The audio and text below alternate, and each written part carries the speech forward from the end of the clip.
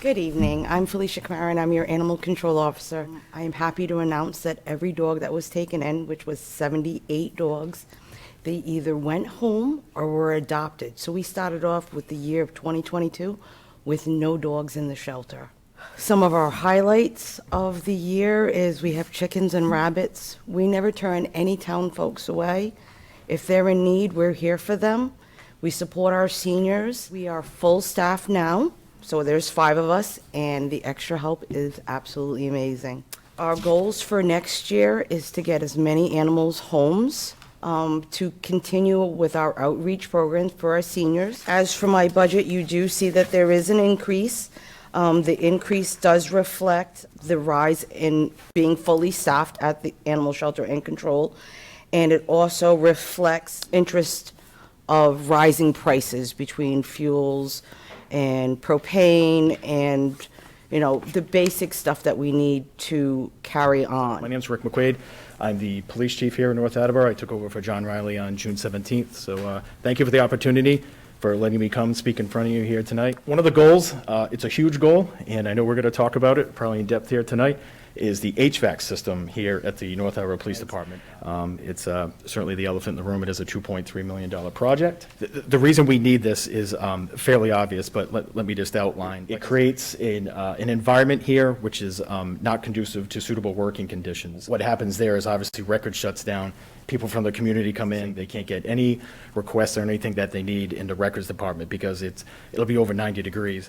I'm begging and pleading that we can get this project off the ground. We have had a bit of a staffing crisis. We have had a lot of retirees in the last 5 or 6 months. I've had 5 officers come to me that have left the department to go for what they perceive to be possibly greener pastures. My name's Chris Coleman. I'm the fire chief. So 2021 was the busiest year ever for us. We did 5,038 calls for service. A couple of the accomplishments in 22.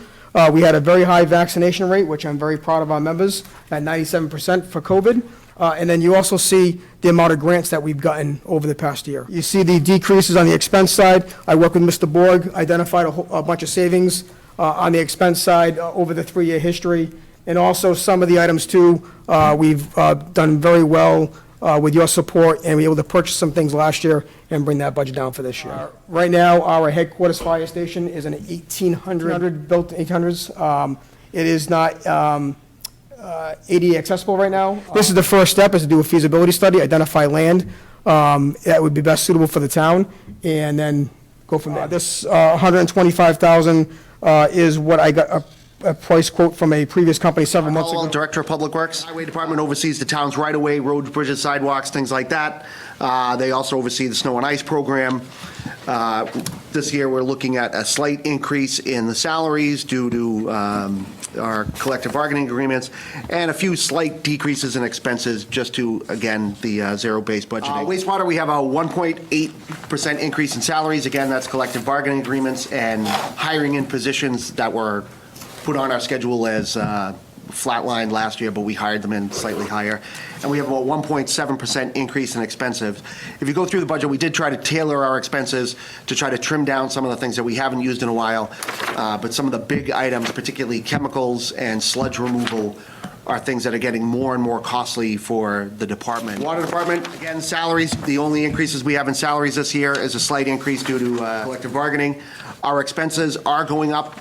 Some of the things are reaction to PFAS. We are going to have about $45,000 more a year in fluoride costs once we reintroduce fluoride to the stations that we're working on. Maintenance of the PFAS facility is going to cost more money, as well as testing. The last department we have is solid waste. Again, that was incorporated under Public Works. It's under Laura Munson, who's here tonight, but we're going through a change. We're looking at putting out to bid for a new waste hauling contractor. They gave us a proposal. It was not, in our opinion, in the town's best interest. So we're looking at a 1-year deal with them, and then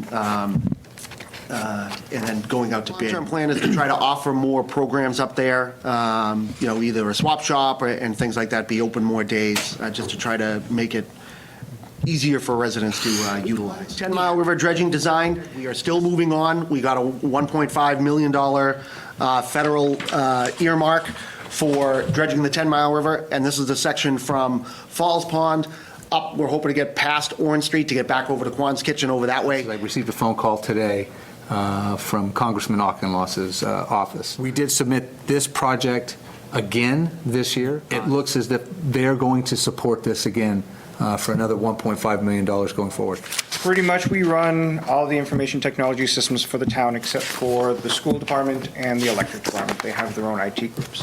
One of our biggest accomplishments this year, we continue to grow our licensing product. We brought the licensing board online so far. We're forecast to have the planning, zoning, and conservation and assessors online by the end of this fiscal year as well. Our goal was to bring municipal government to your home at 2 a.m. when you're in your slippers and your skivvies to be able to conduct business if you needed to pay your dog license. And it was due tomorrow and you have to travel. You could pay it online and we accept credit card payment for that.